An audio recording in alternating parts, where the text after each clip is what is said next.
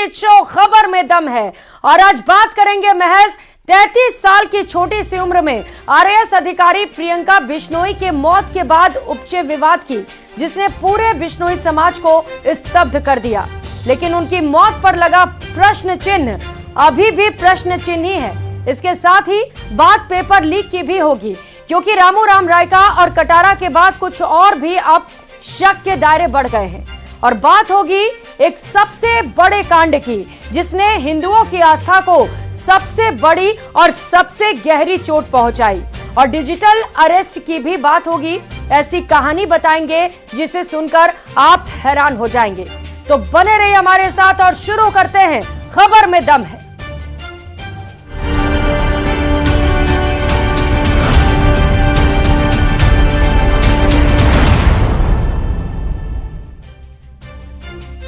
और सबसे पहला सवाल यही कि प्रियंका को इंसाफ कब? छोटी सी उम्र में आरएएस अधिकारी प्रियंका बिश्नोई की मौत के बाद से बिश्नोई समाज धरना प्रदर्शन कर रहा है। प्रियंका की मौत को लेकर कई तरह के सवाल उठ रहे हैं। तो वहीं जांच के लिए कमेटी ने पहले एम्स फिर वसुंधरा अस्पताल पहुंचकर पूछताछ की, लेकिन उनकी मौत अब भी सवालों के कटघरे में है। देखिए रिपोर्ट।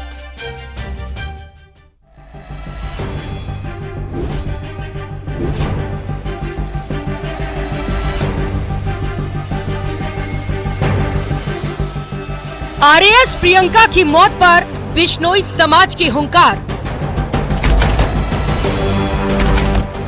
अस्पताल के खिलाफ कार्रवाई पर अड़ा परिवार। लापरवाहों के खिलाफ सख्त कार्रवाई की दरकार। महज 33 साल की आरएएस अधिकारी प्रियंका बिश्नोई की मौत ने कई बड़े सवाल खड़े कर दिए हैं। बिश्नोई समाज इस मौत के बाद स्तब्ध है और समाज की ओर से न्याय की मांग की जा रही है। हालांकि पूरे मामले पर तफ्तीश की जा रही है। प्रियंका की मौत के कारणों की स्थानीय डॉक्टर्स की जांच कमेटी मामले पर जांच कर चुकी है। उसके बाद जयपुर से उच्च स्तरीय जांच कमेटी भी जोधपुर पहुंची। जयपुर के एसएमएस अस्पताल के 3 विषय विशेषज्ञ समेत एम्स के 2 डॉक्टर्स ने पोस्टमार्टम रिपोर्ट पर गहन अध्ययन किया। करीब 2 घंटे तक रिपोर्ट पर मंथन के बाद टीम वसुंधरा अस्पताल पहुंची और वहां भी जांच पड़ताल की गई। 22 सितंबर को जांच कमेटी सरकार को अपनी रिपोर्ट पेश करेगी। वसुंधरा अस्पताल जहां पर की प्रियंका बिश्नोई का इलाज किया गया था, वो टीम यहां पर पहुंची है। डॉक्टर जो यहां के डॉक्टर्स हैं उनसे पूछताछ की जाएगी और जो ऑपरेशन थिएटर है उसका भी उसका अवलोकन किया जाएगा। और इसके साथ ही जो अगर बात करें तो एक एक चीज की बारीकी से जो यहां पे अध्ययन किया जाएगा और अध्ययन करने के बाद जो है ये एक कमेटी जो अपनी रिपोर्ट कल जो सरकार को सौंपेगी, उसके बाद ये तय होगा कि अस्पताल प्रशासन के खिलाफ एफआईआर दर्ज होगी या नहीं होगी। दूसरी तरफ बिश्नोई समाज जोधपुर के उस प्राइवेट अस्पताल पर एफआईआर दर्ज कराने की मांग पर अड़ा हुआ है, जहां पर प्रियंका बिश्नोई का माइनर ऑपरेशन किया गया था। ये तस्वीर उस आरएएस अफसर प्रियंका बिश्नोई की है, जिनकी मौत ने सूबे के प्रशासनिक तबके को स्तब्ध और उनसे प्रेरित होने वाले नौजवानों को सन्न कर दिया है। वैसे तो जिंदगी और मौत पर किसी का वश नहीं, लेकिन ये वो मौत है जिस पर तमाम तरह के सवाल उठाए जा रहे हैं। पुलिस और प्रशासन है वो एफआईआर नहीं लिख रहा है और न ही न्याय मिल रहा है। तो प्रियंका बिश्नोई को न्याय दिलाने के लिए ये जो यहाँ लोग आए हैं, ये लोग ये मांग कर रहे हैं कि ईमानदार अफसर जिन्होंने लोगों के साथ न्याय किया, आज वो खुद न्याय की भीख मांग रहे हैं, उनके परिवारजन न्याय की भीख मांग रहे हैं। तमाम मुश्किलों को चीर कर अपनी राह बनाने वाली प्रियंका बिश्नोई का इस तरह चले जाना अगर किसी को पच नहीं रहा तो इसकी बड़ी ठोस वजह है। प्रियंका एक साधारण परिवार से थी और 2016 में आरएएस परीक्षा पास कर अधिकारी बनी थी। ग्रामीण परिवेश से आने वाली प्रियंका ने अपने काम से बहुत जल्दी ही लोगों का दिल जीत लिया था। अपनी कर्तव्य निष्ठा के लिए प्रियंका को इस वर्ष 15 अगस्त को सम्मानित भी किया गया था। लेकिन ऐसा क्या हो गया जो प्रदेश को अपने इस होनहार की सेवा से वंचित होना पड़ा? मामूली तकलीफ पर प्रियंका जोधपुर के वसुंधरा हॉस्पिटल लाई गई। 5 सितंबर को डॉक्टर्स ने बिना किसी जांच के ही दिन में ऑपरेशन कर दिया। प्रियंका की तबीयत बिगड़ने पर परिजन अस्पताल लेकर पहुंचे।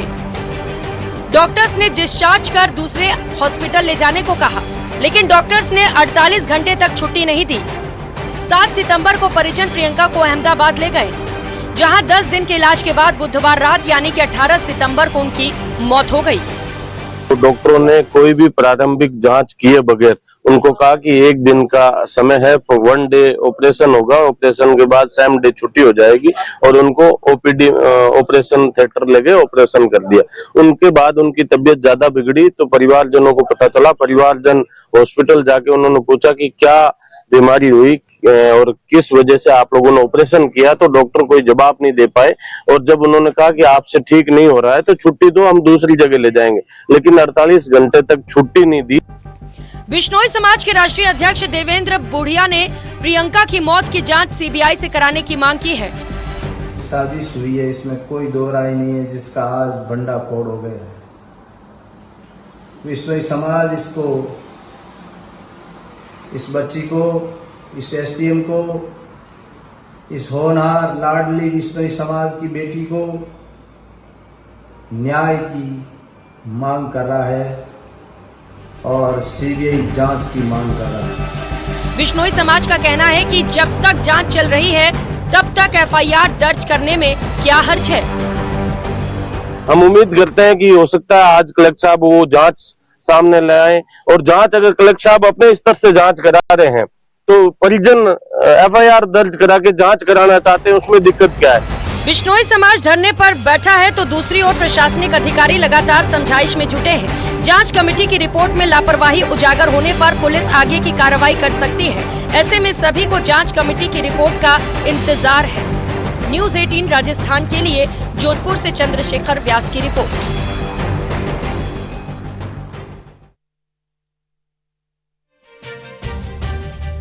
और अब बात करेंगे पेपर लीक की। पेपर लीक के आखिर कितने किरदार हैं, ये बड़ा सवाल खड़ा हो रहा है, क्योंकि पेपर लीक में एसओजी की जांच जैसे जैसे आगे बढ़ती चली जा रही है, इसमें कई चौंकाने वाले खुलासे भी होते चले जा रहे हैं।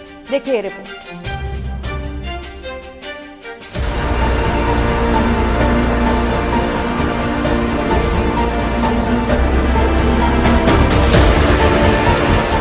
एसआई भर्ती परीक्षा पेपर लीक के कितने पापी।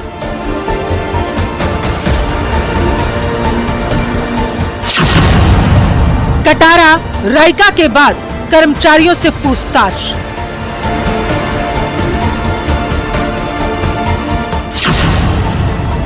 एसओजी की आरपीएससी कर्मचारियों पर शक की सुई। पेपर लीक की परतें उधेड़ने में जुटी एसओजी टीम।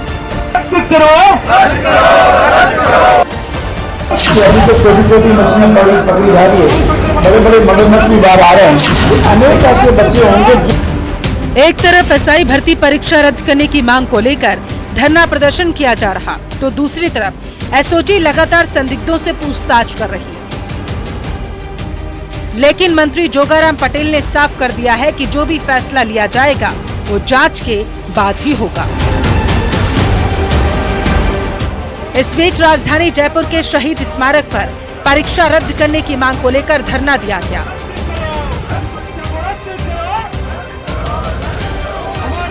राजस्थान एकीकृत युवा शक्ति महासंघ ने नारेबाजी करते हुए भर्ती को पूरी तरीके से रद्द करने की मांग की है।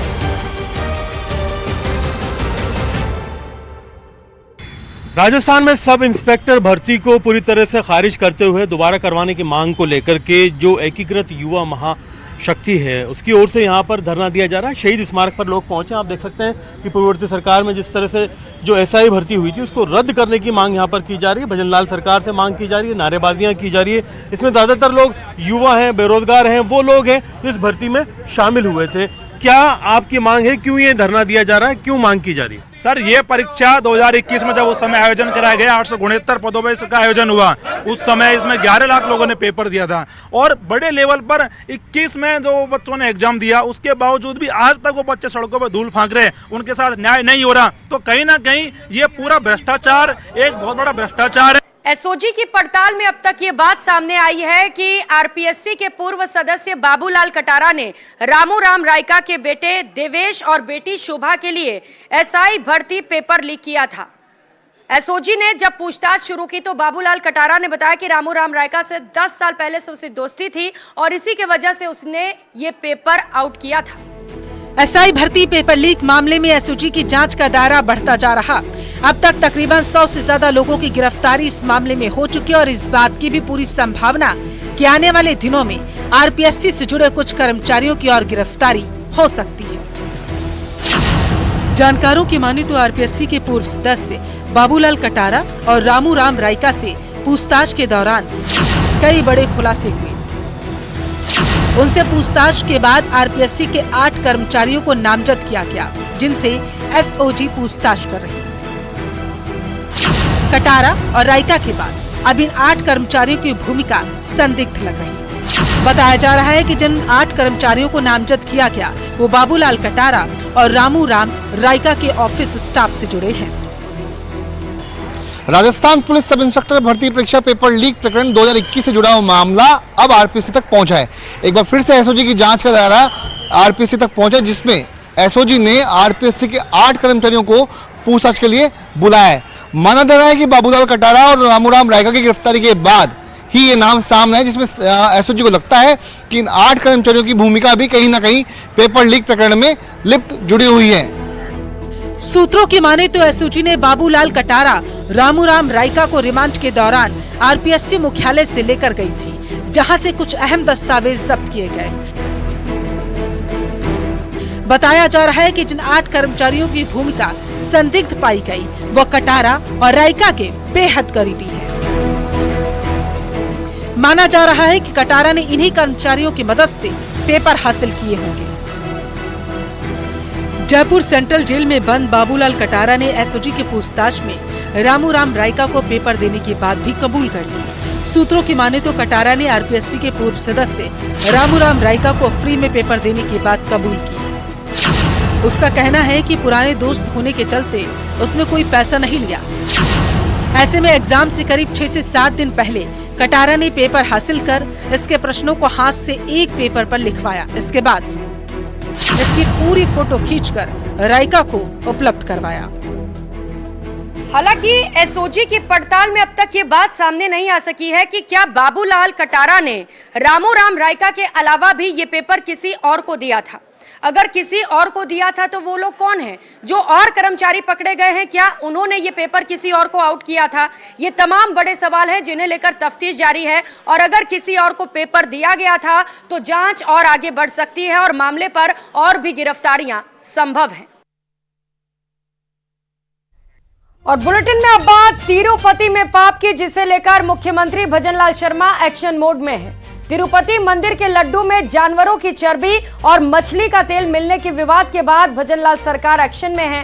फूड सेफ्टी डिपार्टमेंट प्रदेश के उन सभी मंदिरों में प्रसाद की जांच करेगा जिन्होंने भोग सर्टिफिकेट के लिए अप्लाई किया है।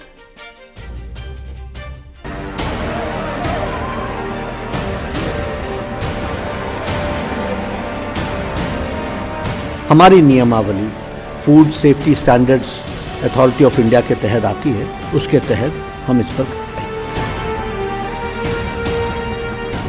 तिरुपति के प्रसादम में महापाप को मृत्यु दंड देना चाहिए जिन्होंने भगवान के उस पवित्र लड्डू में चर्बी जिहाद करके और हिंदुओं को धर्म भ्रष्ट करने का प्रयास किया है। इससे बड़ा पाप कुछ नहीं हो सकता है।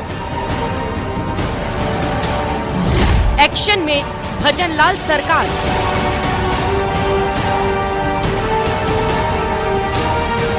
राजस्थान के मंदिरों में प्रसाद की होगी जांच। तिरुपति बालाजी के लड्डू में मिलावट को लेकर देश में खलबली मची हुई है। लड्डू बनाने में जानवरों की चर्बी के इस्तेमाल की खबर के बाद आस्था से खिलवाड़ करने पर गंभीर सवाल खड़े होने लगे हैं। इसी बीच प्रदेश की भजनलाल सरकार ने प्रसाद में मिलावट के मुद्दे को गंभीरता से लिया है। फूड सेफ्टी डिपार्टमेंट प्रदेश के सभी मंदिरों में प्रसाद चेकिंग के लिए विशेष अभियान चलाएगा। 23 से 26 सितंबर तक मंदिर में सवा मणि और नियमित रूप से दिए जाने वाले प्रसाद के नमूने लिए जाएंगे। इसमें वो सभी बड़े मंदिर और धार्मिक स्थल शामिल है जहां रोजाना प्रसाद भोग के रूप में बनाया जाता है। वहां खाद्य पदार्थों की गुणवत्ता सुनिश्चित की जाएगी। इस वक्त मैं सोडाला स्थित जो राम मंदिर है मैं वहां पर मौजूद हूं। सबसे बड़ी ये बात है कि जो खाद्य सुरक्षा विभाग है 23 से 26 सितंबर के बीच में विशेष अभियान चलाया जाएगा। जिन मंदिरों के अंदर सर्टिफिकेट नहीं है उन्हें सर्टिफिकेट जारी किए जाएंगे, साथ ही साथ में उनकी जो प्रसाद की गुणवत्ता है उसकी जांच की जाएगी, उसके जो नमूने हैं वो लिए जाएंगे। कुल मिलाकर इस पूरे मसले को लेकर कहीं ना कहीं जो भक्तों के अंदर आक्रोश है, नाराजगी है, जिस तरीके के जो तिरुपति मंदिर के अंदर इस तरीके का जो घटनाक्रम हुआ, किस तरीके का आप लोगों को लगता है? भाई साहब, ये बहुत ही दयनीय स्थिति आज समाज की कि जो मंदिर का प्रसाद है उसमें मिलावटी हो रही है। और आज ये सिर्फ तिरुपति बालाजी की बात नहीं है, ये समाज के हर मंदिर की बात है कि वहाँ पे भी जांच होनी चाहिए। वहाँ पे भी जो प्रसाद प्रभु को अर्पण होता है या फिर प्रसाद जो होता है वो भी जांच होनी चाहिए। प्रदेश के 54 मंदिर जिन्होंने भोग सर्टिफिकेट के लिए आवेदन किए हैं उनके भी वेरिफिकेशन करवाए जाएंगे। प्रसाद की गुणवत्ता के साथ गंदगी, हाइजीन का भी निरीक्षण किया जाएगा। राजस्थान के मंदिरों के प्रसाद की होगी जांच। रोजाना लगने वाले भोग के नमूने लिए जाएंगे। 23 से 26 सितंबर तक मंदिर में महा अभियान। प्रदेश के 14 धार्मिक स्थलों के पास ही सर्टिफिकेट। 54 मंदिरों में भोग सर्टिफिकेट के लिए आवेदन किए गए। विभिन्न धार्मिक संस्थाओं के द्वारा जो FSSAI का भोग सर्टिफिकेट पाने के लिए आवेदन किया गया है उनको दिए जाने के लिए जो औपचारिक प्रक्रियाएं पूरी की जानी है उनके लिए ही यह अभियान अभी चालू किया गया है।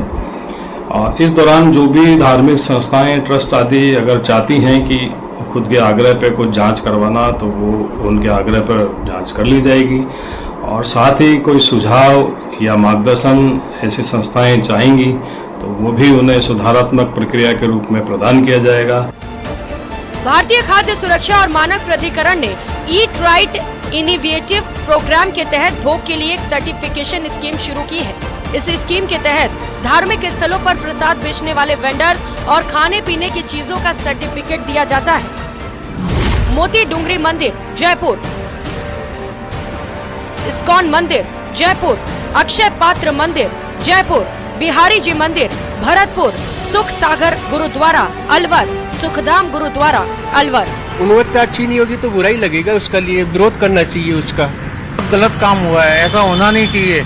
ये पब्लिक के संग, हिंदू लोगों के संग में खिलवाड़ किया गया है, ऐसा होना नहीं चाहिए। ये हमारी भावनाएं अहित हुई है उससे। क्या लगता है कि षड्यंत्र है इस तरीके का? ये षड्यंत्र ये एक जाति द्वारा, एक धर्म के द्वारा हम लोगों के ऊपर कुठाराघात किया गया है, ऐसा होना नहीं चाहिए। तिरुपति लड्डू प्रसादम विवाद पर बीजेपी प्रदेश अध्यक्ष मदन राठौड़ ने कहा कि इसकी विस्तृत जांच होनी चाहिए। ये पूरे देश की आस्था का मामला है कि एक बार विस्तृत जांच तो होनी चाहिए और जांच करवा कर उचित निर्णय तो लिया जाएगा। और बहुत जरूरी भी है कि आस्थाओं पर किसी भी प्रकार का हमला बोल सकते हैं अपन, इसको ये नहीं होना चाहिए। दरअसल ये विवाद तब शुरू हुआ जब आंध्र प्रदेश मुख्यमंत्री चंद्रबाबू नायडू की पार्टी TDP ने यह आरोप लगाया कि पिछली YSR कांग्रेस सरकार के कार्यकाल में तिरुपति मंदिर में मिलने वाले लड्डू यानी कि प्रसादम में जानवरों की चर्बी वाला घी और फिश ऑयल मिलाया गया था। इसके अगले दिन TDP ने एक लैब रिपोर्ट दिखाकर अपने आरोपों की पुष्टि का दावा किया। मुद्दा आस्था से जुड़ा है, लिहाजा राजस्थान की बीजेपी सरकार भी मंदिर में मिलने वाले प्रसाद में किसी तरह की मिलावट को रोकने के लिए ठोस कदम उठाने जा रही है। Bureau report, news 18 Rajasthan. Bulletin में अब बात करेंगे डिजिटल अरेस्ट की। डिजिटल युग ने देश में अविश्वसनीय सुविधा ला दी है, लेकिन साथ ही साइबर अपराधियों के एक नए वर्ग को भी जन्म दे दिया। इसमें सबसे बड़ा पैंतरा है डिजिटल अरेस्ट का। खौफ का ऐसा मंजर कि व्यक्ति का एक एक सेकंड वीडियो कॉलिंग पर बीतता है और वो अपनी जिंदगी भर की कमाई कुछ ही सेकंड्स में खो देता है। जब तक उसे इसका अंदाजा लगता है तब तक बहुत देर हो जाती है। देखिए इस रिपोर्ट में।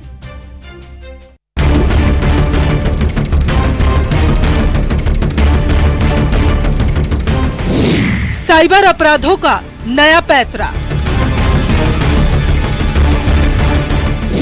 डिजिटल अरेस्ट कर सब कुछ लूटा। खौफ का मंजर, घर में ही किया कैद।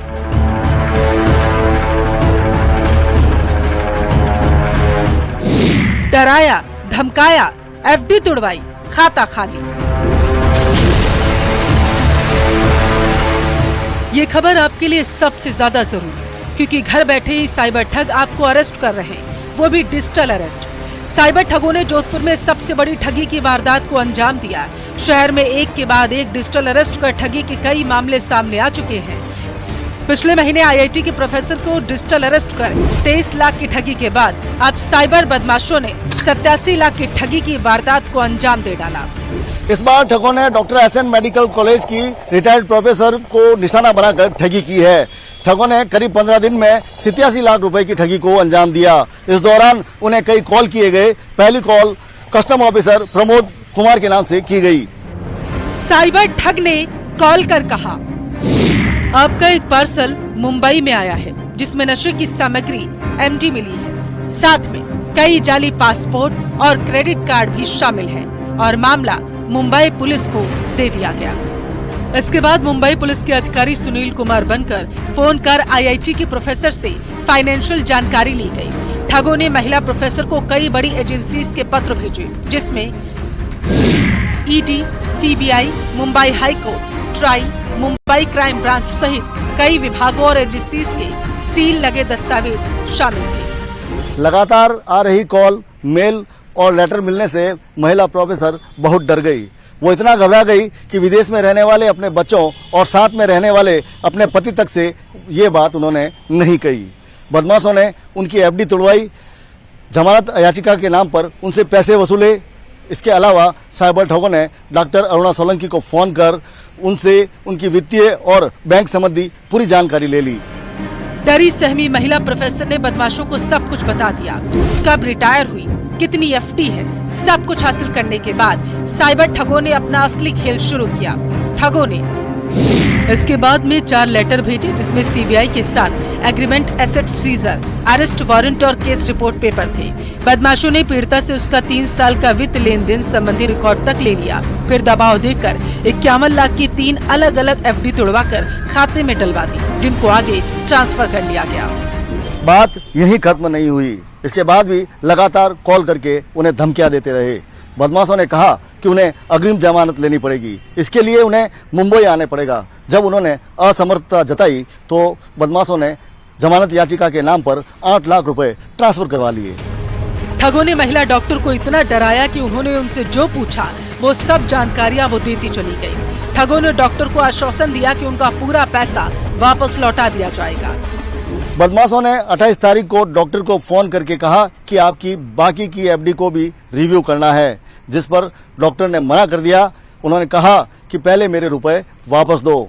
बदमाशों ने फिर धमकाया। इसके बाद 21 लाख रुपए की एफडी तुड़वाकर एक खाते में पैसे ट्रांसफर करवा लिए। 3 सितंबर को साइबर ठगों ने फिर कहा कि आपको नो क्राइम बॉन्ड लेना पड़ेगा।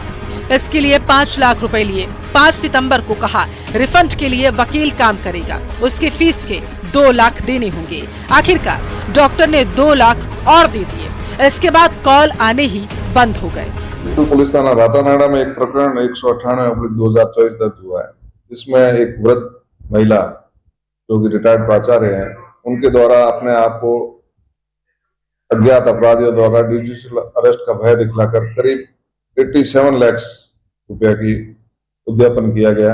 इस संबंध में प्रकरण दर्ज किया गया। यद्यपि घटना करीब 1-1.5 महीने पुरानी है, फिर भी गहनता से अनुसंधान करके इस संबंध में आरोपियों तक पहुंचने के प्रयास किए गए।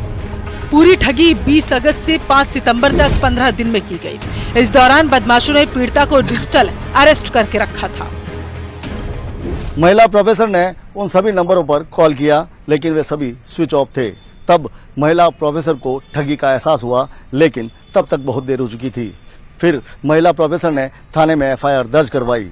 वहीं जोधपुर पुलिस ने आईआईटी के प्रोफेसर को डिजिटल अरेस्ट करने के मामले में लखनऊ से 2 सगे भाइयों को गिरफ्तार किया है। उन्होंने 1.5 लाख रुपए के लालच में अपने खाते किराए पर दिए थे, लेकिन अभी भी डिजिटल अरेस्ट करने वाला मुख्य आरोपी पुलिस की गिरफ्त से दूर है। कैमरामैन समीर खान के साथ चंद्रशेखर व्यास, न्यूज 18 राजस्थान, जोधपुर। और इसी के साथ खबर में दम है में आज के लिए फिलहाल इतना ही। आप देखते रहिए प्रदेश का नंबर 1 न्यूज चैनल। नमस्कार।